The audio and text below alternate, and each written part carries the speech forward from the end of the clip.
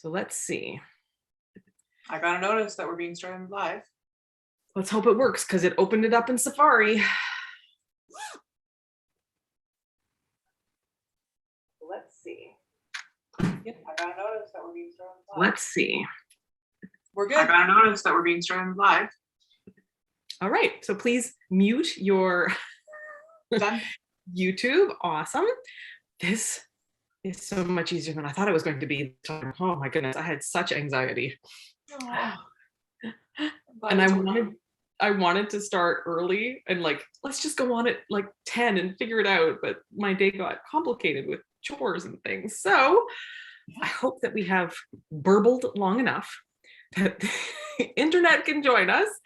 I have got chat up and I am ready to say welcome. So welcome. Welcome everybody who's not here yet, but hey, you'll get here. I believe there are 4 people watching and I've just seen something pop up in chat, so I'm excited. Okay, so I am surrounded by a feat of wonderfulness. And if you've never joined us before, my name is Sarah, also known as Imagine Landscapes. And I'm Katie, also known as Roar114. This is the super casual, very visual accompaniment to what we do every other week on, no, that sounds weird. It's not like every other week, but this one. Every other week though, we do have an audio podcast where we go into more detail about stuff usually and sort of like do dreaming. This is much more practical. Like if we can lift it up and show it, we're likely to talk about it. So we don't talk about board games here. We don't talk about, you know, sci-fi or fantasy or books that we're reading, which we do get into a bit in our podcast, audio podcast. But this is the time where we can show things and respond to questions. So it's great to see people from the world showing up and saying where they're from. I love it when people do that. Yeah, me too. So I am having red rose tea because I was panicked enough after like jogging home from running an errand basically to not have creativity. So I went with the known element. What the are you? Standard. I am drinking the tea that your family brought me back from Germany. So it's a mandel biscuit. Yeah, so it's a black tea. Really, really lovely. It's both subtle and light subtle and complex all at once.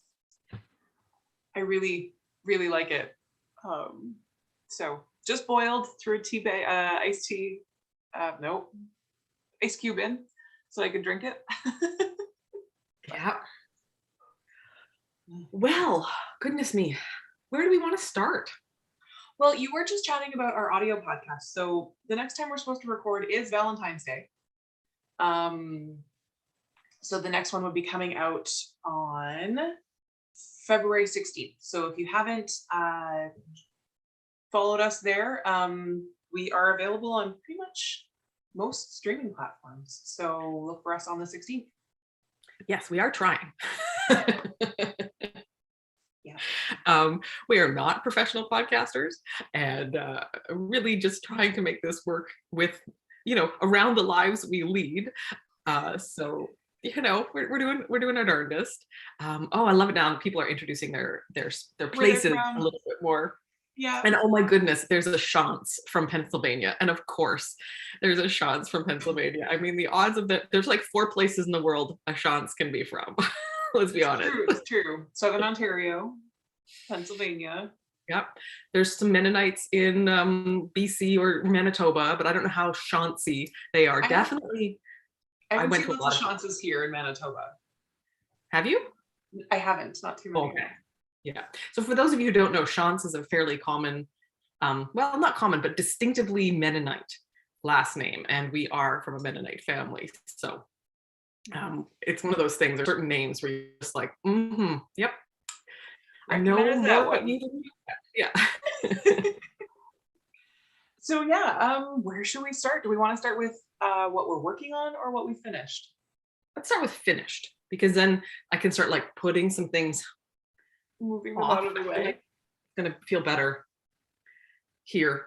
You've got a table in front of you. I've got this contraption built up on a tiny table with like boxes and stuff, and then just enough room for my tea, and everything else is like around me on this, like, I don't even know what to call it. It's like it's a big chair. Yeah. So Yeah. I'm gonna go like this. Hey. I haven't worn these yet, even though I finished them almost right after we finished like January 1st kind of a deal. I'm just gonna move this over to make sure I'm currently, I have been blocking myself so I can read chat, but I wanna make sure I've got this in the right place. And I will try to talk over it so I don't block myself. So this is a Flexi colorway from, I believe, 2019, back when my friend Ellen and I ordered the entire set and then split them. And she made me take socks colors that were out of my comfort zone. Yeah. Including this colorway called Side Pony.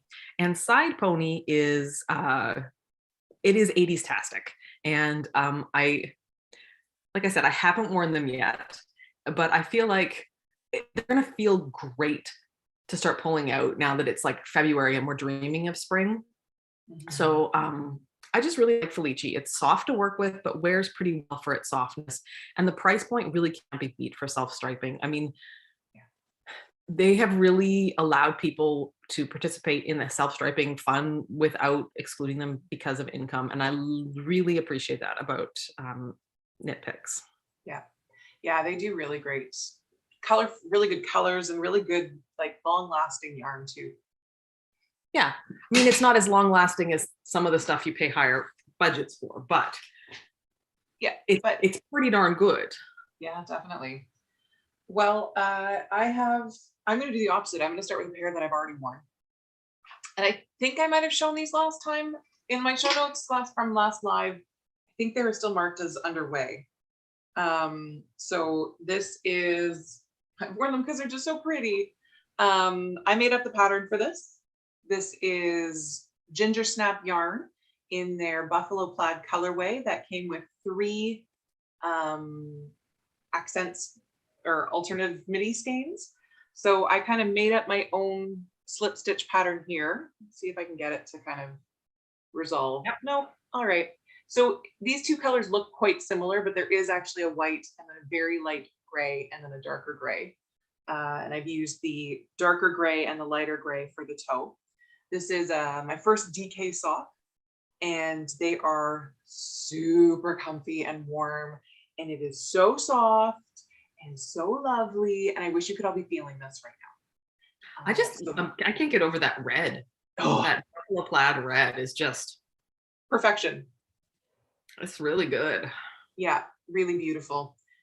So that's a pair that I have finished since the last time we did a live. That's exciting. And so, okay, you've gone from being someone who's always too hot for knitwear to someone who lives someplace cold enough that you actually have knitwear. And now you're doing DK, like you didn't even used to wear thin wool socks, much less DK. So how are you finding DK socks in your current life and temperature? Great. I've only worn them a couple of times. I mean, yeah, it's not that I moved locations, it's that I moved from one type of heating that I've lived with for most of my life to another, right? So if you haven't listened to the audio podcast, I bought a condo in mid-October, and for the first time as an adult, like honestly, it might be the first time since I was 18, I'm living with forced air heat. And I miss the suffusive warmth of hot water rads. And so I also sit facing a window in a 110-year-old building. They did the insulation, but it's still quite cold in here. I'm not wearing wool socks or house shoes right now, and my toes are getting cold already, even though we haven't been sitting here long. So yeah, those DK socks are really, they're great. I haven't necessarily tried wearing them like outside with shoes. I don't think that they would really work with shoes just because they are so thick. And I do have, as you can possibly tell, a fairly large foot. I'm usually not always the most comfortable in my shoes if I add extra thickness. So yeah, I mean, I quite like them. They're great for around the house wear. How many DK pairs do you think you ought to have based on your current winter experience? So like I always wear socks at least twice, the hand knit ones, because wool is like it represses odor. It deals really well with being worn when it's not pristine. I will wear socks a minimum of 2 times before washing them. So how That's what many times a week do you want them?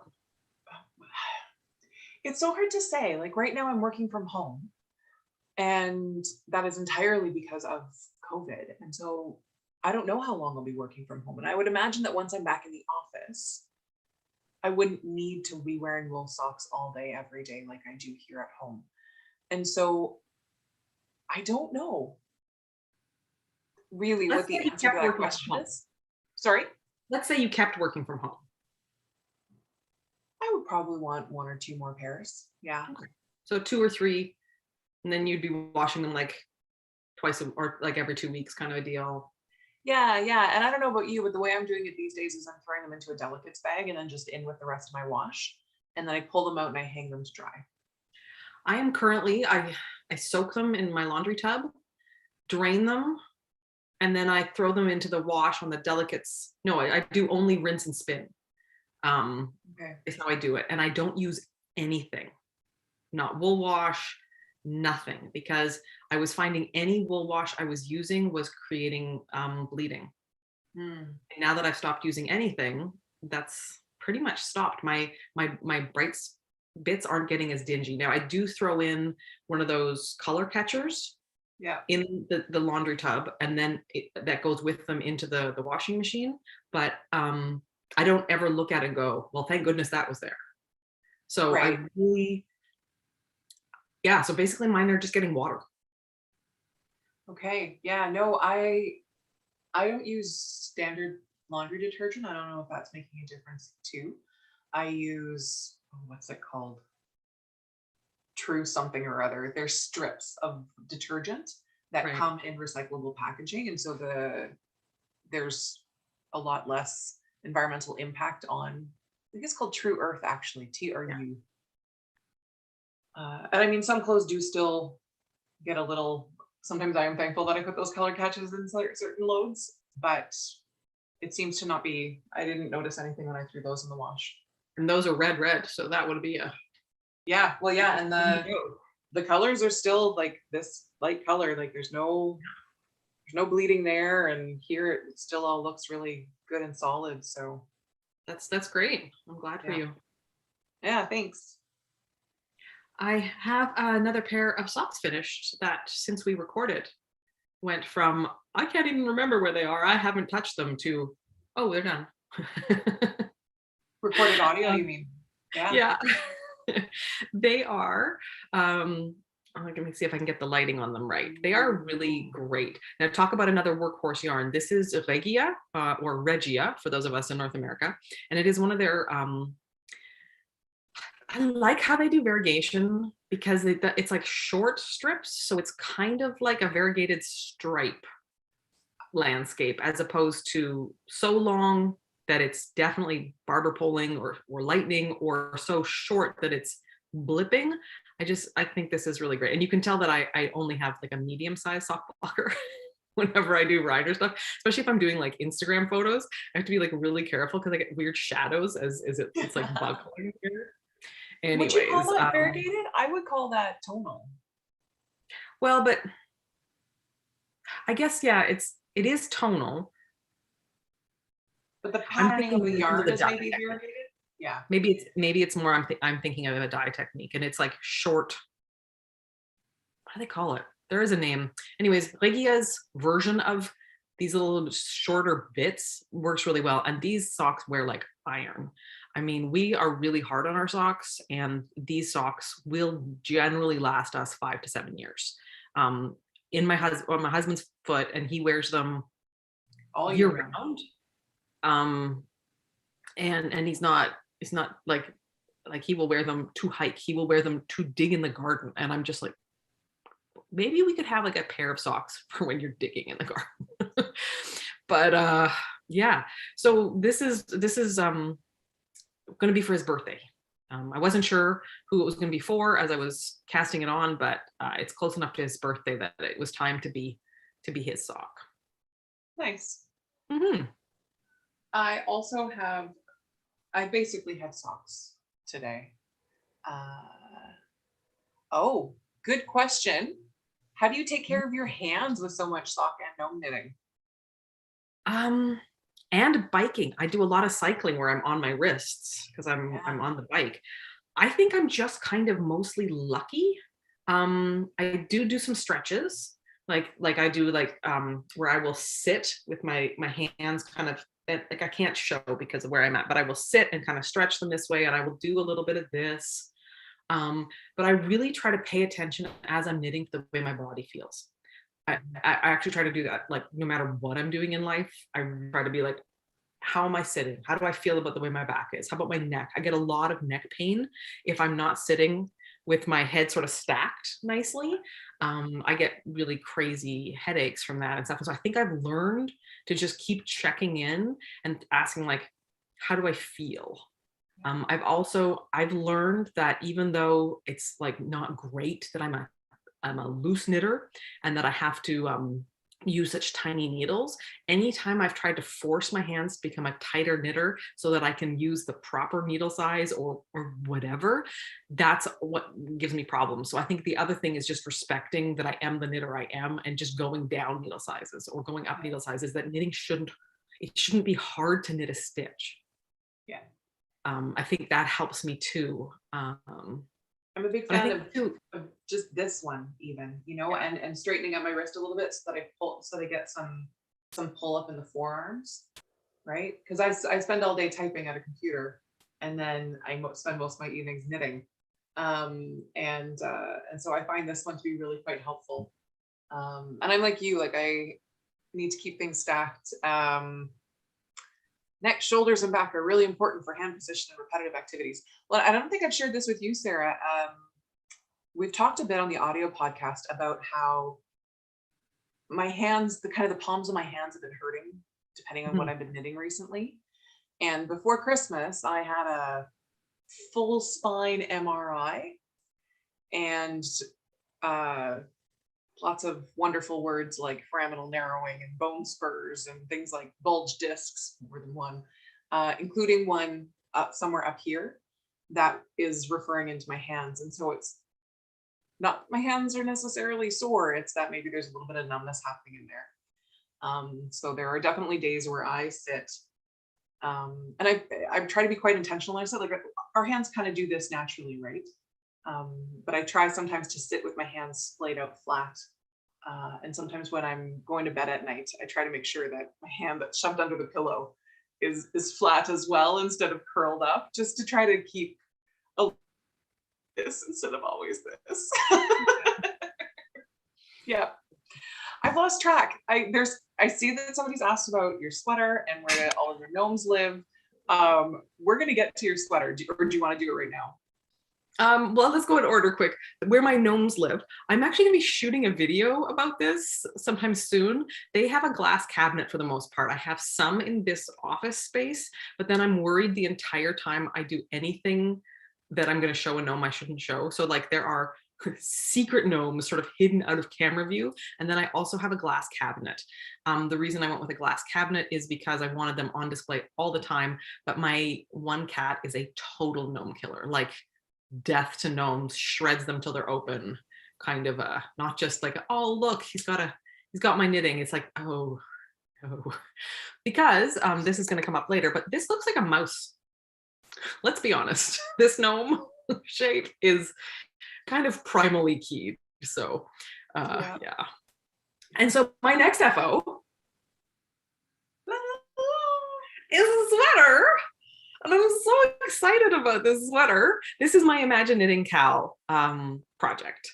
And it qualifies because we basically just have to make up a reason for the ImagiKnittingKAL, where we are talking about moving a project from dreaming to reality. It could be the yarn, it can be the designer, it could be the technique or whatever. And for me, I have long wanted to use the whole, like, hold a fluffy yarn with a fingering weight yarn and be like one of the cool kids. Like, Love Note is one of the sweaters that's really popular with it. And then there's the Cozy Classic Raglan, which is what this is. And that one has information both for just knitted DK, which is what I did the first time I knit this sweater. And then I found a yarn that is neither mohair nor alpaca base that's fluffy, which meant I could use it. And it is less fluffy, I think, than most mohairs or other kinds. So it's almost like, I think you can see it a little bit. Now, I have worn this sweater probably 15 or 10 times since I finished it. That seems like a lot. I finished it 3 weeks ago, 2 weeks ago. Let's say I've worn it 8 times. So it might be pilling a little bit, but there's just like a very gentle Subtle fuzz. halo, yeah. But what it does is, like, this yarn, I went out of my comfort zone a little bit. I ordered this incense yarn from Akara Yarns, or I think it's Akara to pronounce it. And that's a Canadian dyer. And I really lust over some of those skeins of yarns where it's like grays and then kind of rusty colors or gold colors, like that kind of like broken down urban, like, you know, like those rusty, like, I love those. And so she had this, and this has sort of a tan kind of gold kind of color, a light silver gray, and then a charcoal. And I bought it and I was all excited. And then I basically spent 8 months trying to find a sweater pattern that I thought I would like, because I do not like stripe pooling. No. And I don't like flashing. And man, I was just I don't know what to do. And then I realized this cashmere Garzato by Lana Grossa I could actually kind of blur it a bit and see how that would look. So I had Reiner grab some of that for me while he was in Germany. I think it's available in North America, but since Reiner was going to check in on his parents before Christmas and hang out with Sandra, who's our daughter, who's doing her master's there, I was like, can I get you to buy me some yarn? And so I basically knit this to pattern. I believe I'm the size M. So I have about a 34, 35 inch bust, but a long torso. So there's 2 waist shaping options in the pattern if you want to add waist shaping. And one of them kind of does a traditional in out, but this one does, the second option is just sort of like, it just decreases and doesn't increase. Oh, yeah. Which I think plays up because it's shorter, right? It just comes to sort of like high hip, maybe even a little higher. And it has a good solid like band of ribbing around the bottom, Yeah. right? So I think so that would really kind of play into that 50s style kind of. Yeah. Or more like almost like a sweatshirt. Like there's something just kind of like, so I really loved that in the first one I did. And the other thing I did in the first one was, so I gave it an extra length, because if I had knitted to pattern, it would have been quite cropped on me. I have a long torso. And the other thing I did is I put short row shaping on the back in the ribbing itself. So I added a total of like 3 short rows, which is like there and back. So it's a total of 6 rows across most of the lower back in the ribbing. And that just gives me like this much more coverage in the back, because I mean, that's the way we're built, right? Like we go forward here, and in the back, there's a bit of a scoop, you know, as we ramp out. And I like if that gets just that little bit too short, then you feel like you're constantly tightening it down, because like, always it gapping at the waistband. Why am I so cold to that top of my jeans always, right? Yeah. You can just give yourself that little bit extra. So I did that on this one too.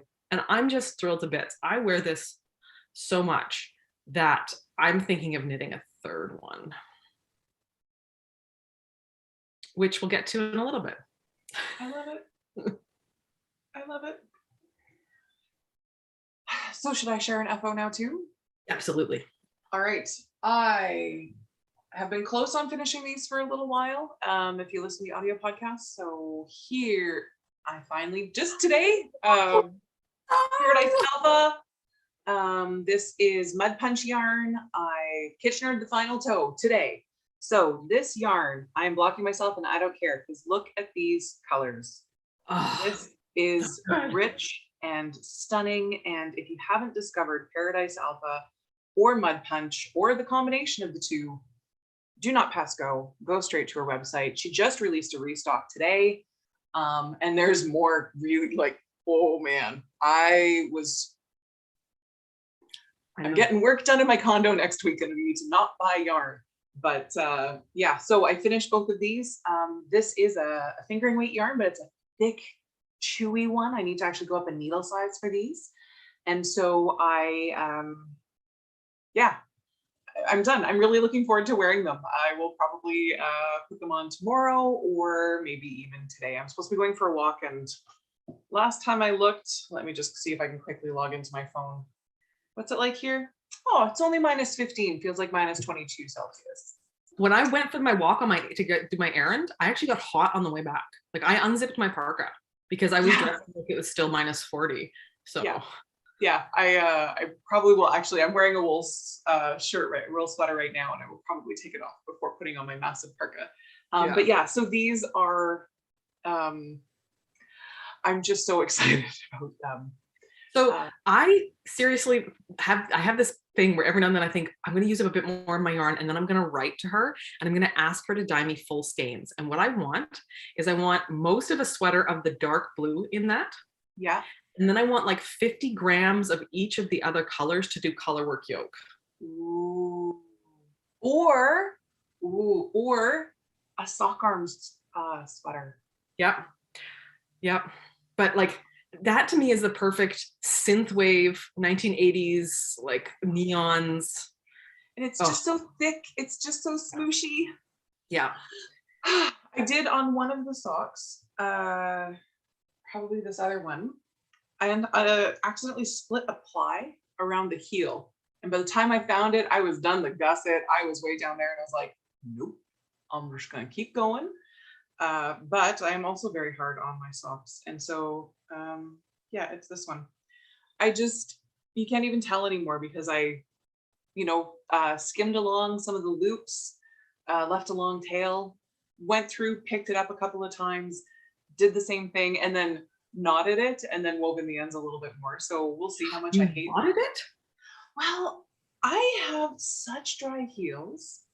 And I walk, when I walk hard. And so I didn't want to risk it coming apart. So hopefully I just did one knot. So it's right all in there. So hopefully I won't notice it too much. But yeah, I'd be thinking if I walk hard on it, I'd extra not want a knot because I'd be walking on a knot.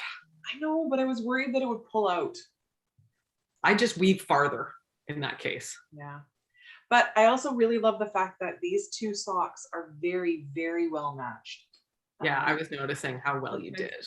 How can I see myself around this? So yeah, so I mean, other way, Katie. So they're very well matched up at the foot. Yeah. And it starts to get a little, or at the leg, it starts to get a little different at the foot, but not a lot.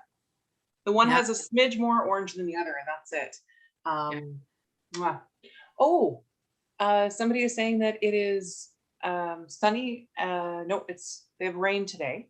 So it's much cooler in New Zealand at 32 degrees Celsius. Yeah. No, it's usually 32. Now there we go. Okay. So it's practically a sweater day then. What we're going to conclude from that. I really love hearing how. Sorry, go ahead. I'm really excited by the number of people who caught us live, and I'm pretty excited because I actually remember to remind people this time, and I feel so good because I feel bad if people want to catch it and they don't. So yay, everybody! It's great. Ask questions if you have them, especially if we're showing something and we just forget to mention something. I have an FO and 9/10 to show. So I am hosting the Year of Gnomes. And 9/10? Okay. Yes. I'm hosting the Year of Gnomes, and you only have to knit a gnome in a month if you want to enter that month. But I am personally knitting the whole pattern again. And the first one that I did was Never Not Gnoming because I'm going to knit them in the order they were published. And so I needed to film take an announcement. So I actually have like this sign that says important. Still on the gnome, and it's funny every time I walk into my study and I see this gnome like holding this, it's like, hey, pay attention. I think you should leave that. I love that important sign. So this is Norbert. The yarns are from Miss Babs, and they helped me put together a special set of 4 colors with 2 grays, this amazing red, and then this not quite white. It's called white pepper. This is Natasha, and I did her in the 2 grays. And then we have Nicholas.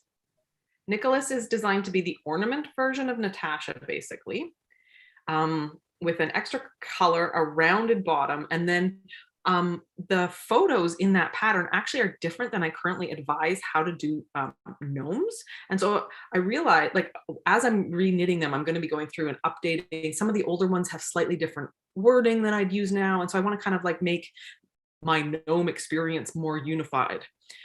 So I'm working on a whole bunch of stuff, and I want to shoot new pictures because what it says in the pattern is to lay the beard right up close to where the brim is.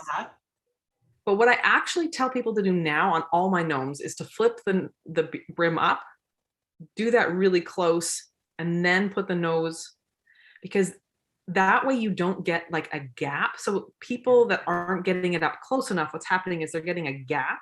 So they'll be like hat, whatever. And then even when you put the nose there, it's still gapping on the sides. And I just think I didn't realize that my picture showed that. I didn't realize I used to say that, because I used to say like put it right up and then put the nose, like basically I was trying to create a little bit of an overlap with the brim, but now I want a lot of an overlap with the brim. So I need to take pictures. So it's all knit, but I've been slightly under the weather this week. I've been just really sleepy, so I haven't quite finished. That's why it's like 9/10. But it also means even though it's not January anymore, I still haven't posted my finished pictures anywhere. Like I'm a total, but I'm also, I will say this, the response to the Year of Gnomes has been so extraordinary. I did spend a lot of time last week helping people enter for it and doing a lot of like, I spent 9 hours on Thursday just emailing and PMing and DMing people, helping them. So I didn't get some stuff done sort of around the end of the month that I thought I was going to do, because it turns out there's a lot of excitement. That's awesome. 9/10. There you go. Very fun. Important. Important. I'm going to take a sip of tea, and then we've got some comments in the chat saying that your reminder actually really helped people get here today on time. So that's awesome. Yeah. Sometimes I want to just like take Saturdays off and then I forget until like, oh no, there's a whole thing I'm supposed to be doing, and I should be telling people. The whole point of live is to have people with us. So yeah, I have another sock to show because apparently that's all I'm doing right now. I went from not knitting socks for ages to that's all I got right now. I'm also doing a lot of Zoom meetings. January is really intense at work, and I find socks to be perfect stealth knitting. So this is Leo and Roxy's. We're gonna keep doing the same name that I did on the audio podcast. So this is Bat Shirt. Put on your good place ears. This is Bat Shirt. This one I'm pretty sure is Vixen, and this one is McSteamy. So this is part of last year. I signed up for their inspired sock club. So I got four sets of yarn throughout the year, always one full skein and 2 mini skeins. So here is the first. I finally actually got around to knitting these ones. These were the fall ones with, kind of a lovely spooky-esque inspired picture that came with it as well. So yeah, what I like about this yellow is that, it faded out as I got too close. You can kind of see, so there's some really strong variegation here between there's some darker yellow bits up here and some lighter stuff. But what I like is in the lighter stuff, it's got the same burgundy that is in McSteamy. And so it just makes it a little bit more cohesive. And again, like the other pair that I just showed, I finished Kitchener the toe the other day, that I finished weaving in the ends on the second sock. Thank you for having this live today so that I had the impetus to finish the final straggling bits of 2 socks. So I've got both of these, again, unworn, ready to go. Really kind of love it. And this is more kind of a standard thinner fingering weight yarn. So I used, I think, a 2.25 millimeter 9-inch circ for them. Just like this color is just so delicious. Yes. And for these ones, sorry? Go ahead. Let's say for these ones, I did a German twisted cast on. I haven't worn, I did that on the last 2 or 3 pairs of socks that I've done, and I haven't worn any of them yet. So you don't know if it works. I don't know how much I like it. It looks like it's definitely stretchy enough. Yeah. So we will see. But yeah, so that's the second pair of socks that I've recently finished. And I started these ones on like 2 weeks ago. So they're pretty speedy for me. So the reason I just exclaimed, oh, is because I realized that when I was showing off the gnomes, I wanted to talk about these needles. Oh yeah, your Flexi flips. Yes. So these needles are super trippy. They are halfway between DPNs and magic loop as a technique. And I bought them so that I could shoot, I'm going to shoot some basic videos about how to knit in the round, because I'm getting lots of questions about that. And when people ask what kind of needles people use to knit gnomes, there's the DPNs, there's magic loop, there's 2 circs technique, and then people are talking about flexi flips and Addy. No, Addy is the flexi flips, and Haya Haya has the flyers.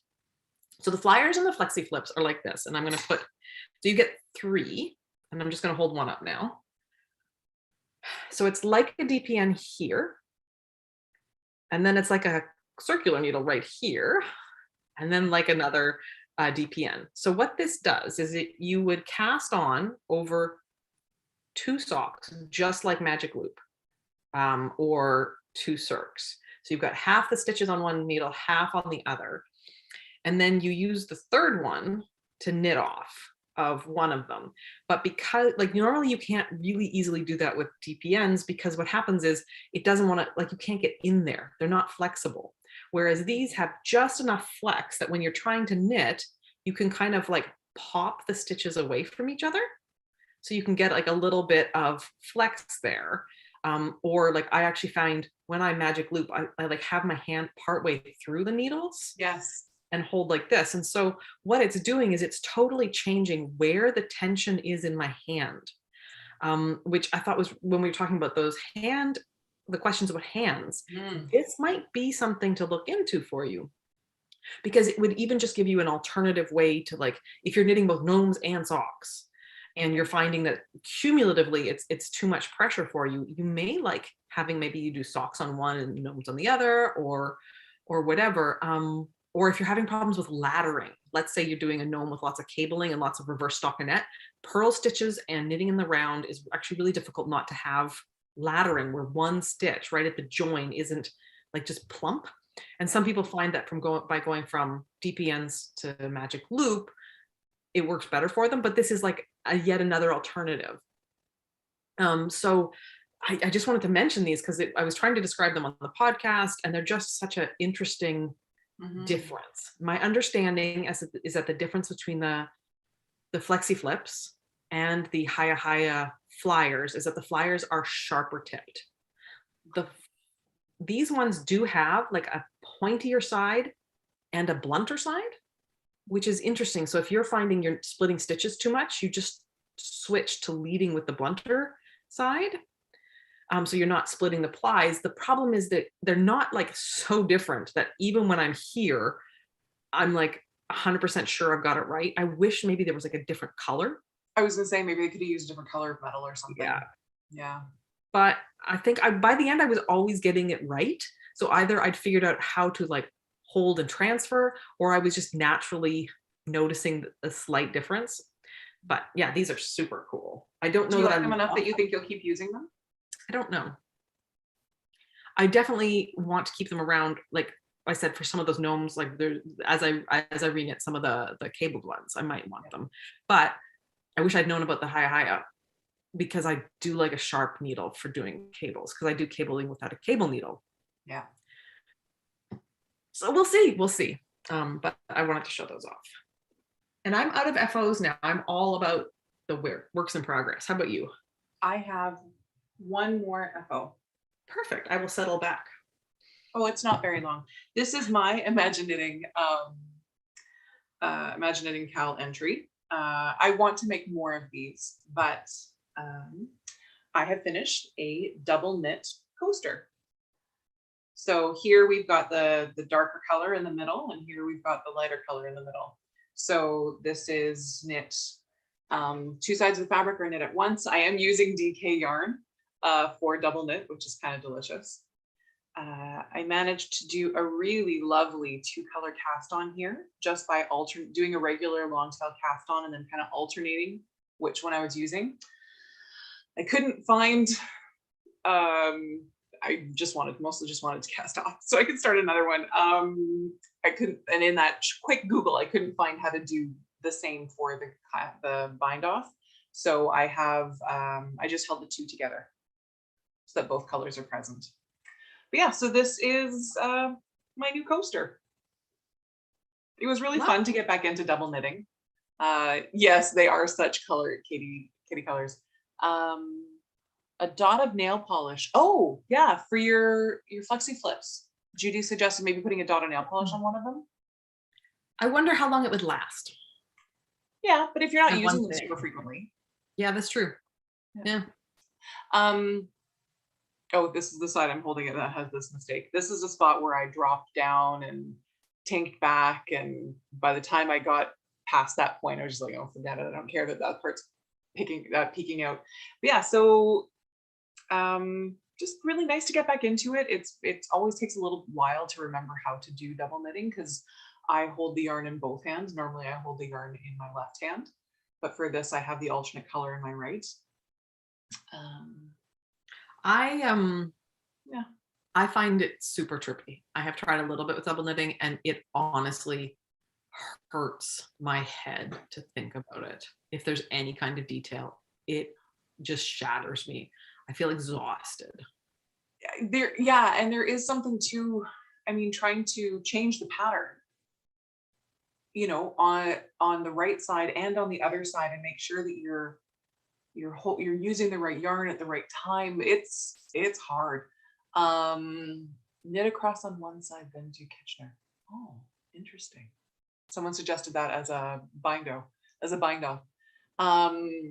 But yeah, it is hard to try to figure that out. And that's where when I needed to drop back or do changes, it was because I was shifting from, you know, this section to this section, and how do I figure out, and over here, like there was a lot of change across, you know, this particular row. And that's where I needed to do it, because I would get it right on the one side, but then I wouldn't always catch it on the other side. Sometimes I would just be reading my knitting and trusting that that stitch was right. And I was watching a live streamed concert at the same time. And so there's a couple of times where I had to drop back a couple of rows and things like that.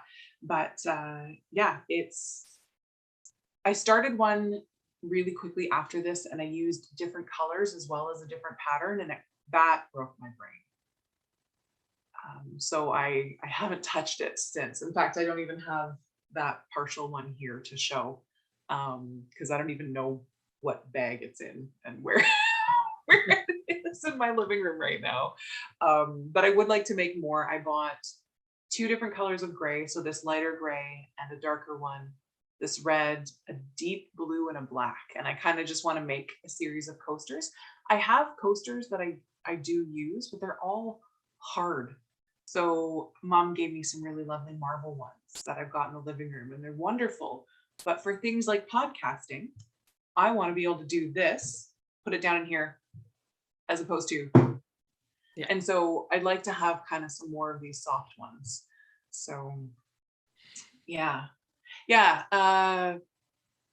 Oh, I know your name isn't pronounced Eva. I think you say Eva. Yeah, because we had Eva on. Yeah, we did. No, I know. And that's why I'm trying to remember to make sure that I'm pronouncing it correctly. So you did your first double knitting project last month, a cowl for your partner. That was one of my first double knitting projects too, was a cowl for my ex-husband.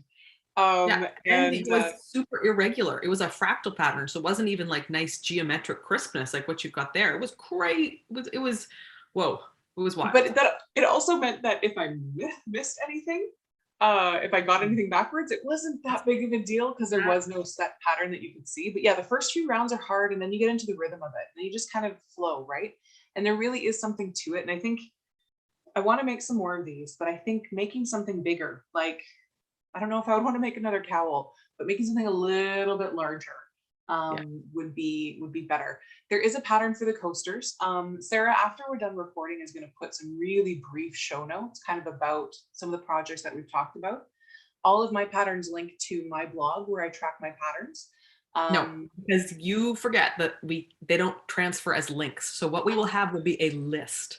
And then you will need to, at the top, I will have a generic list of links, like to Katie's blog, to our podcast show notes page. And then you will have to go and hunt down the links because it doesn't transfer. It will just be a list.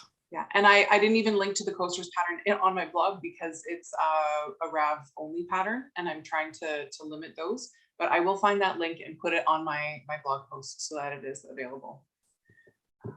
Yeah. And what was interesting is it's a free pattern and it has 4 different patterns for the coasters within the one, and they all kind of follow the same structure of you know, there's 3 stitches here and 3 stitches here and 3 rows here. So a headband and double knitting, possibly, yeah. Yours would be so warm. Yeah, a headband, I think. Yeah. I was like, I think that would be too warm, but a headband, so that my heat could go out the top. But your ear didn't get frostbite. But yeah, oh, that could be a good idea. Thank you for that, Louise. Yep. I'm gonna think about that. All right, on to works in progress. What you got? I have 2. I haven't cast on my February gnome yet, so I don't have that one. But I have a sweater. It doesn't look like a lot. That looks like a lot. But considering what it's going to look like, it doesn't look like a lot.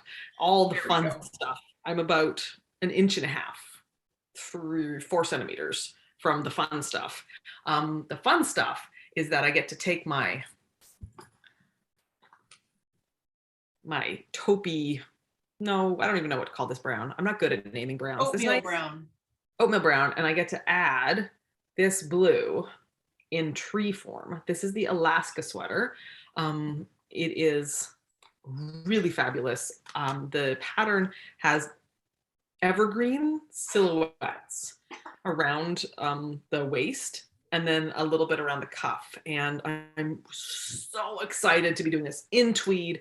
And to do this, I'm also really glad that not last podcast, the podcast before, I talked about ladderback jacquard knitting or something like that, where you deal with really long floats by kind of doing a special thing where you knit the strands. So you catch your floats, but by knitting them at the back, but not by like twisting them. So they don't ever show through the front, which is any time I've tried to catch floats. Yeah. They've shown through. It's so frustrating. But this technique looks like it's going to work. And that's important because it looks like at the beginning, I'm going to have 24 stitches between, like wow. That's how long my floats are going to be. Because, you know, an evergreen. Yeah. there's just a lot of space between the tips. Tippy point. So what I will do for the color work is I will take my whole sweater and I will flip it inside out. And then I will turn it so that I'm knitting inside out. So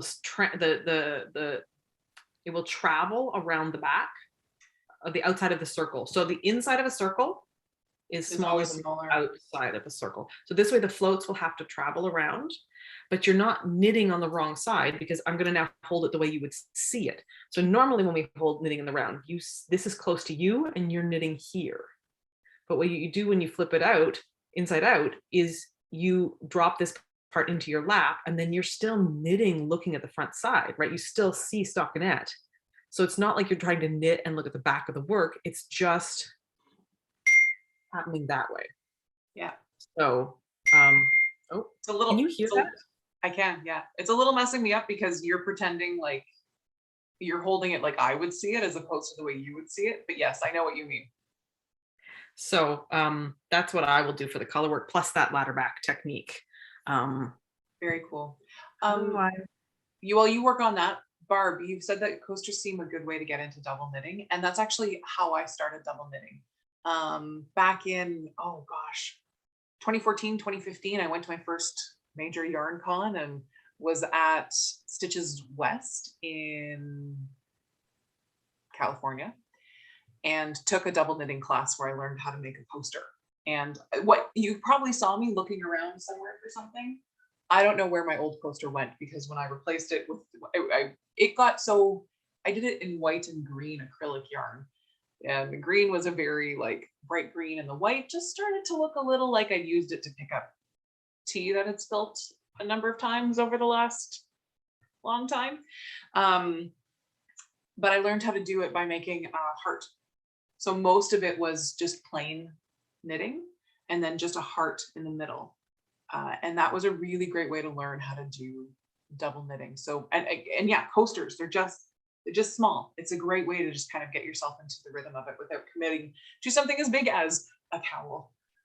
Yeah. So yeah. I will also say, in Instagram the other day, I had a picture of the Gnomes kind of like around a book called the Colorwork Bible. If you are interested in a colorwork technique, I cannot say enough about that book, because it talks about the basics of a technique, but then what it does is it has a swatch, and it's a teaching swatch. And so there's actually a whole bunch of information either explicitly or implicitly put in that swatch. So some of it just teaches you because it tells you to do something, and you realize, oh, I see what's going on here. Or it'll tell you to do something and it will say, and this is why we're doing this. So if you just read the text, you're only getting part of the book. So it's this amazing, like if you're interested, that would be the book to pick up and look up double knitting, because it does have you knit this like these little swatch projects that start you with the simplest part of something. And then if the technique is like, well, it's harder to do, like, let's say color work, stranded color work, it would be like, it's harder to do 3 colors in a row. Well, you don't start with 3 colors. You start with the simplest 2-color pattern. Then it gets a little more complex 2-color. And then it might go to like a 3-color. And so it's the swatch just covers so much ground. So that's also like a very cool resource. By Jessie Ostermiller. Cool. I have this to talk about. Yes. This is the Solstice color from Knit Picks Felici.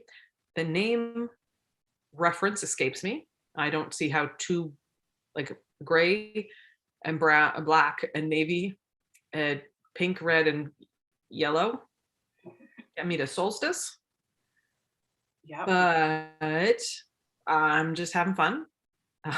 These are also for Reiner. I did not mean to start only socks for Reiner at the beginning of the year, but that's how it's working, and that's okay because he's got an early birthday.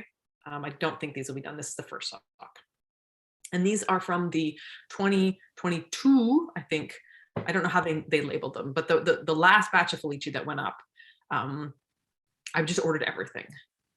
And I had to order, you have to order 2 packs because it's like, it's weird. They have the complete set, but they're 50-gram sets. So a complete sock set is 2 packs. So I've got, I got all of them. Last time I did this, I split with Ellen. This time I did not. All the Felici for you. Yes. Now I need to knit because there's not enough room in my sock bin. It's an issue. Yes. I am, as we speak, knitting on a sock. I cast this one on my birthday earlier this week on Tuesday, and all I did was cast it on because I knew I had a long meeting the next day and I wanted to just be ready to start. So I didn't get too far into it, but I have done okay for a sock that I just cast on Tuesday. Oh my goodness. Those are super fun. Isn't that great? So I'm trying to play around with the length of the cuff. So this one's 20 rows, or 20 rows. Some of mine are shorter. I get really bored of the cuff and then I just want to like do other things. But I've noticed that my shorter cuffs flip over on my socks. And so how short is short? Like 10 rows. 12 rows. Yeah. My standard is 16. Right around 16. So I went for 20 this time. So this is local dyer drove to her house to pick it up. This person is doing a 3-month yarn club inspired by different parts of the Star Trek universe. And so that local, that dyer's local. Oh, yeah.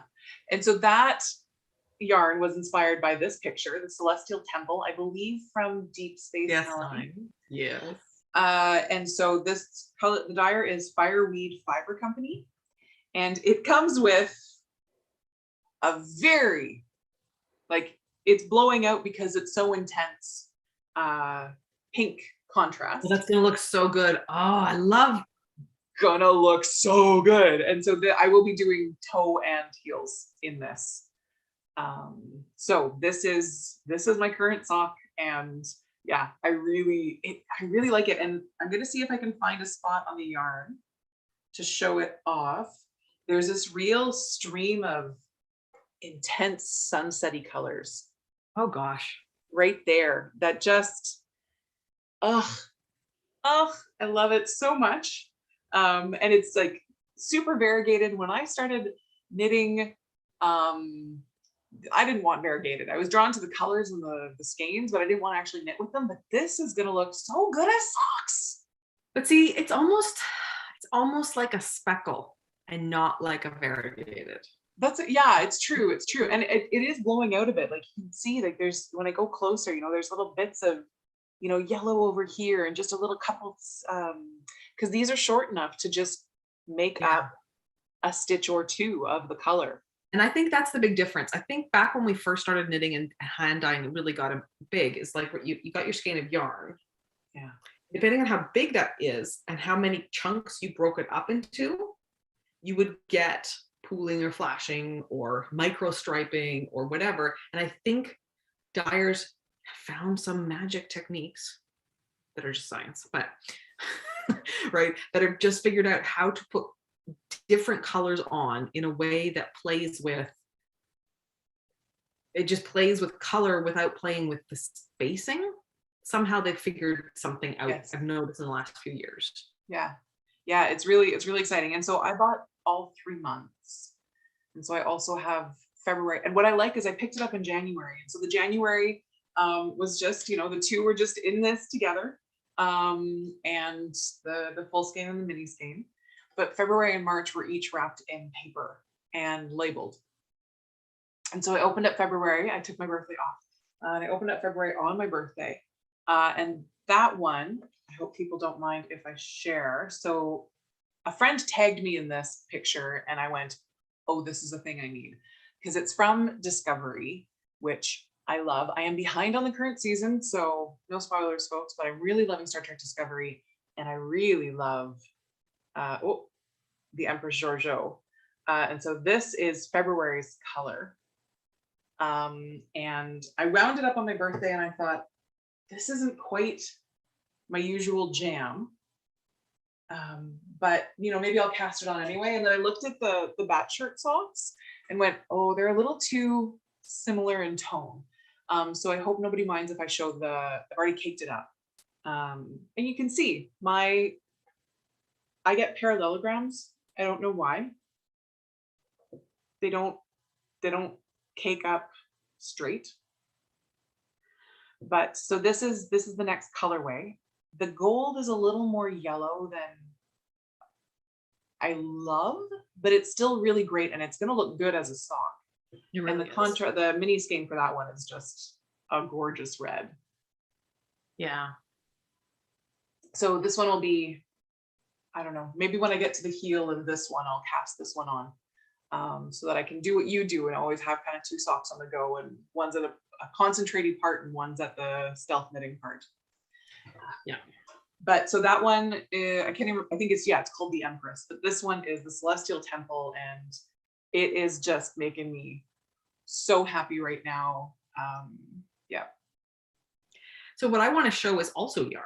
I've got the two whips and shown the sweater and the sock. And then I want to talk about, I ordered 2 advent calendars this fall, but put one aside so that I could have it for February, which is a month that is like it's just not fun. And so I don't think these are in order, but these are from Lavender Lune, and I'm not going to worry about spoilers because it's February. I got the DK yarn minis, and this whole set is inspired by Avatar: The Last Airbender, and I love pulling it out and going, what do I think this is? Oh, fun. So number one was the Fire Nation attacked, which is how the whole series starts, right? And then we've got Flamio, Hot Man, which is actually something I still say. Like, we quote a lot from that show. I mean, it's been probably 10 years since I last watched it through. Like, every now and then I'll come in, the kids will be rewatching an episode or something. But Flamio, Hot Man is something I still say occasionally when I want to be like that kind of dorky, excited, like groovy. Ember Island is this really delicate color. Yeah. It's kind of like an earth tone pink. Yeah, I like it. Got Zuko's Honor. Mm-hmm. And then it's Zuko Here is what I opened today. And I have no idea what I'm going to do with 49 yards each of these, but I mean, colorwork mittens, colorwork cowl, colorwork, I don't know. I don't know. Until I see them all, I won't know. I won't have a clue. I could magic knot them. Yeah. And I did the math, and I will have more than 2,000 yards, I think, at the end of this. So it's too much to be one sweater, right? So if, depending on how the colors are, I could magic knot a series of them and use that as like the colorway, like do a color work something, and just have the colors change. Like, so, like maybe depending on the colors, I'll take this one out and put that in pile 2 or something, and then use these, and maybe there's more of a fade or more of like a contour. I don't know. Maybe it'll be I'll knit a center out square for each one and do then sew them together for a blanket. I don't know. I just wanted something fun. Yeah. And I'm really enjoying the Avatar references. So that's been making me happy. Awesome. I have one more FO. Or no, whip. Okay. And to break things up, I just want to acknowledge Eva's comment that she loves that you're on a sweater journey and I'm on a sock journey. And it's funny because of the two of us, like, you were definitely traditionally more of the sock knitter than I am. And I don't know that I've knit more sweaters than you, but I think I do them a little bit more often than you do. Yes. Although I am waiting. Sorry? Right? Especially the last couple of years. Yes, certainly. I am waiting. I did finally get the shipping notice for my yarn for Indigo Dragonfly's Edgeways Not So Mysterious Knit Along. And the yarn is in my city, but for some reason I'm not supposed to get it until Tuesday. The Star Trek yarn dyer is Fireweed Fiber Company.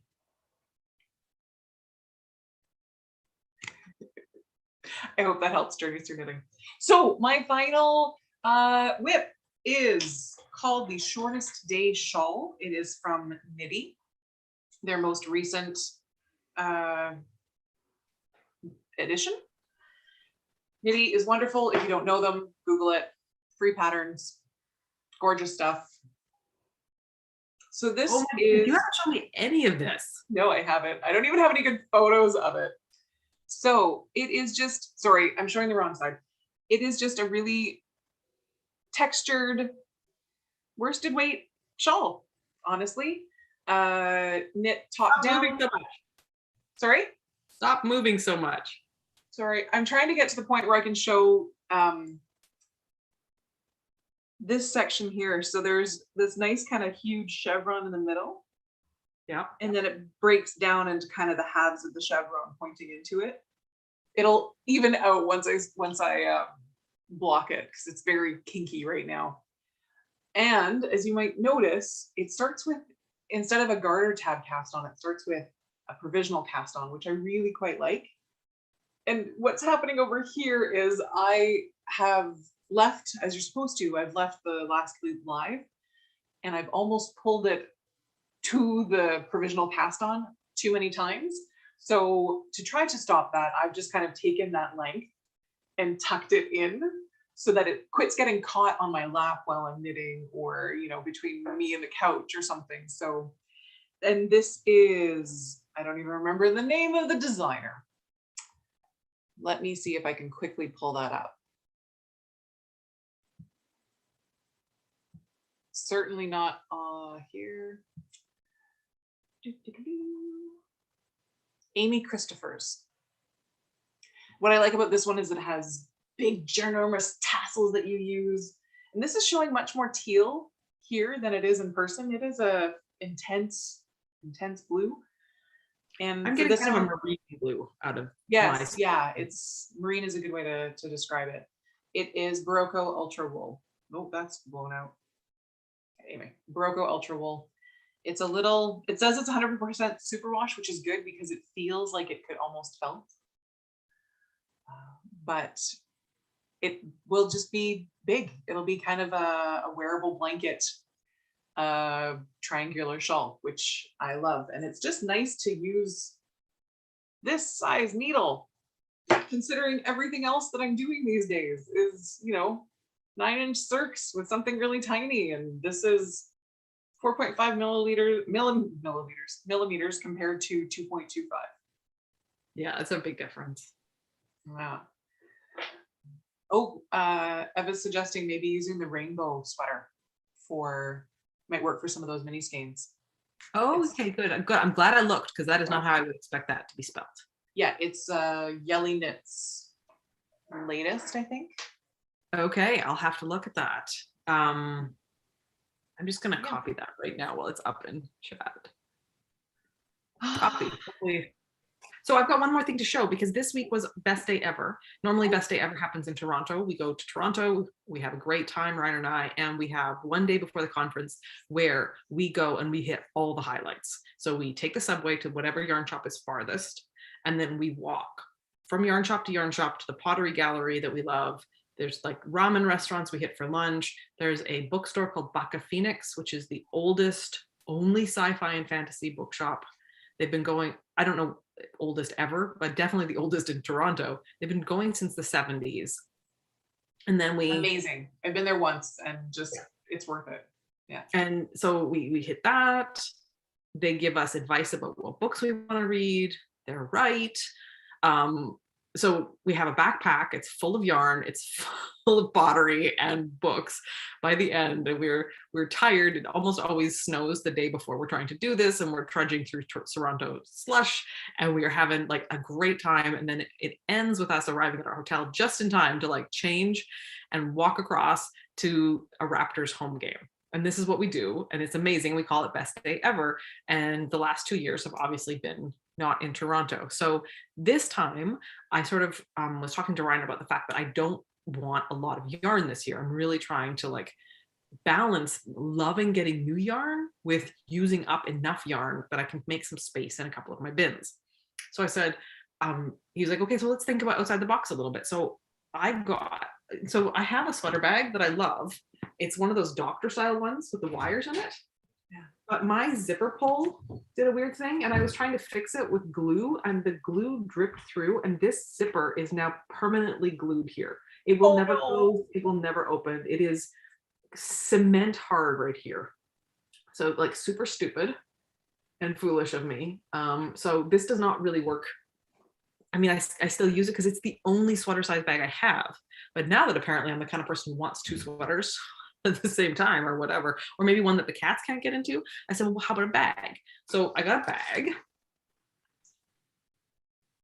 I love how colorful it is. It's awesome. And it's a new to me person. They are from Quebec. Emalia,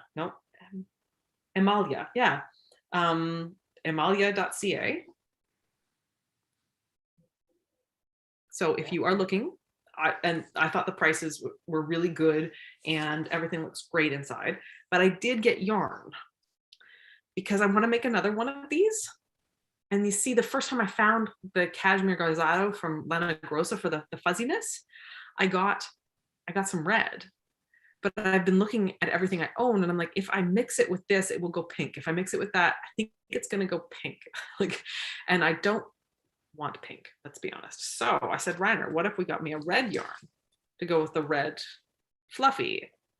And he said, yes. It's so pretty. So this is Lichen and Lace, which is another Canadian dyer. They live in Sackville, New Brunswick. And that is hard to write.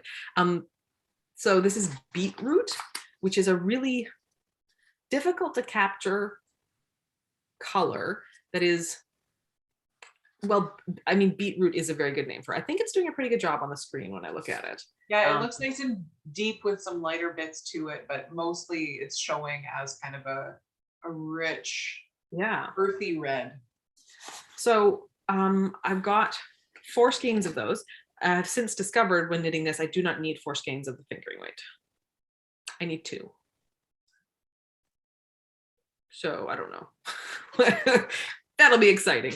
So yeah, I just wanted to show those off because we don't usually talk about new acquisitions on podcasts and things like that. But I talked about Best Day Ever, and I just thought it was neat to have 2 things like that I need to tidy up or start using. And I was like, oh, well, I'm just going to gather them up today as we come to do our live. Yeah. So good to see those. Oh, I split a ply. I'm going to put that down. Figure it out later. Well, I'm done. Do you have anything left? Honestly, I think I'm done too. That's weird. We don't usually like pace each other like that. I know, but I also had more FOs than usual. Yeah. 2 pairs of socks. 3 if we count the one that I talked about on the podcast with being an FO before, but I just picked them up again and they're so small.